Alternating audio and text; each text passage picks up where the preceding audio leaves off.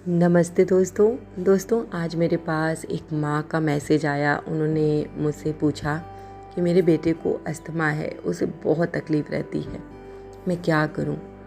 मैं समझ सकती हूँ कि एक माँ के सामने जब बच्चा इस तरीके से हर एक सांस के लिए परेशान होता है तो उसे कैसा लगता होगा। बहुत कष्ट देता है ये सब देखना। दोस्तों, मैं खुद अस्थमा की पेशेंट रही हूँ, आप सभी को पता है, और बहुत ज़्यादा मेरी कंडीशन ख़राब थी।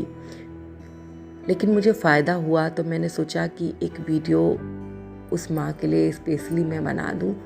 और भी लोग जो इस तरीके की समस्या से ग्रसित हैं, अगर वो मेरे वीडियो को पूरा देखते हैं और उसमें जो बातें मैंने बताई हैं उसे करते हैं तो उनका अस्थमा काफ़ी हद तक ख़त्म हो जाएगा। मैं आपको बता दूंगी कि मैंने कौन कौन सी दवाइयाँ ली थी, और ये दवाइयाँ ऐसी हैं जिसे छोटे से बच्चे से लेकर बुज़ुर्ग तक ले सकता है। बिल्कुल भी साइड इफ़ेक्ट नहीं होता है इन दवाइयों का।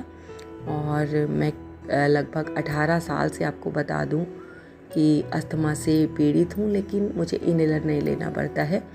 कभी कभी सीज़न जब चेंज होता है तो मुझे परेशानी होती है, लेकिन उतना तो चल जाता है। मतलब गर्म पानी या हल्का फुल्का होम्योपैथ की दवा से वो कंट्रोल हो जाता है। तो वीडियो को मैं आगे बढ़ा रही हूँ उन सभी भक्तों के लिए जो इस तरीके की समस्या से ग्रसित हैं, और स्पेशली मोनिका जी के बच्चे के लिए।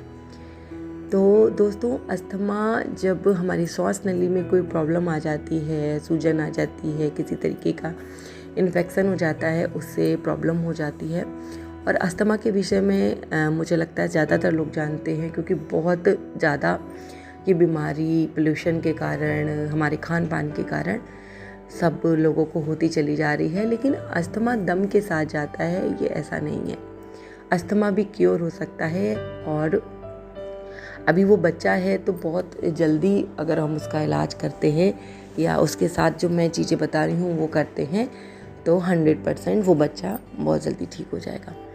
सबसे पहले तो मैं आपको ये सलाह दूंगी कि उसको जो प्रॉब्लम है, आप उसे किसी अच्छे, जैसे मेरा इलाज हुआ था चित्रकूट में आरोग्य धाम में, या मैंने होम्योपैथ की दवाई कराई थी। एलोपैथ की दवाई से फ़ायदा नहीं हो रहा था, बहुत ढेर सारी कॉम्प्लिकेशन शुरू हो गई थी, वो बहुत मतलब कष्टदायी होती हैं।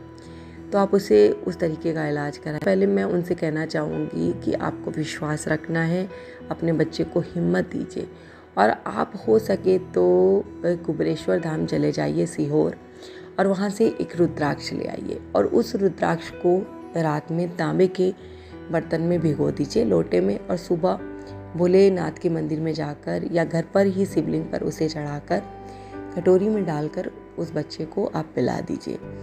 मुझे पूरा विश्वास है कि उस बच्चे के अस्थमा में बहुत ज़्यादा सुधार होगा, और वो जल उसकी छाती पर भी आप थोड़ा थोड़ा लगा सकते हैं। धीरे धीरे उसको जो भी प्रॉब्लम है वो ख़त्म हो जाएगी। दूसरा दोस्तों, आप एक उपाय ये भी कर सकते हैं कि हनुमान जी के मंदिर जाकर उनके दाएं पैर से सिंदूर लाके उस छाती पर आप रोज़ लगाना शुरू कीजिए। एक त्रिशूल सा बनाइए, उसी सिंदूर से हनुमान जी के भाई गतिमान का नाम लेकर।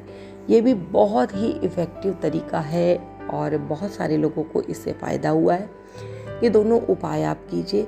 और मैं आपको एक दवा की इमेज दिखा रही हूँ। ये दवाई बहुत अच्छे से अस्थमा में वर्क करती है।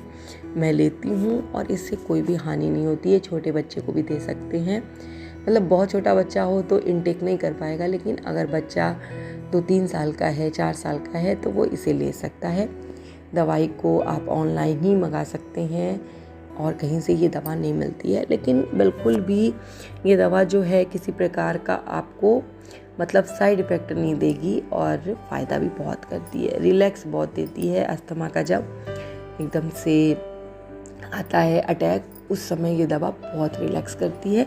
और होम्योपैथ की दवाइयाँ जो हैं वो ज़्यादा कारगर होती हैं अस्थमा पेशेंट के लिए। मेरे घर में भी एक बच्चे को इस तरीके से प्रॉब्लम थी, तो उसको भी दवाइयाँ चालू कराई गई हैं। 6 महीने हो गए हैं, उसका भी इनहेलर छूट गया है।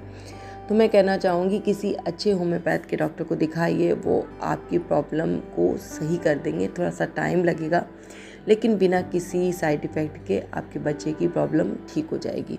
और डरेंगे बिल्कुल भी नहीं, भगवान पे विश्वास रखेंगे, हनुमान जी पे विश्वास रखेंगे, भोले बाबा पे विश्वास रखेंगे, जल देना शुरू करेंगे, सिंदूर लगाना शुरू करेंगे और उस बच्चे को शंकर जी के मंदिर से लाई हुई आदि बेलपत्र तोड़कर देना शुरू करेंगे। आप देखिएगा आपके बच्चे की प्रॉब्लम बिल्कुल ठीक हो जाएगी। अब मैं अपनी यही ख़त्म करती हूँ और सभी और हनुमान जी से प्रार्थना करती हूँ कि भगवान जी उस बच्चे को इतना कष्ट ना दें, उसकी प्रॉब्लम को सही कर दें और उसका जो ये अस्थमा है ना वो ठीक हो जाए, क्योंकि बहुत ज़्यादा दिक्कत होती है जब अस्थमा का अटैक आता है। तो बाबा प्लीज़ उसकी उस परेशानी को दूर कर दीजिएगा। दोस्तों इसी के साथ आज का वीडियो यहीं ख़त्म करती हूँ। जय श्री राम, जय बाबा की और हर हर महादेव दोस्तों।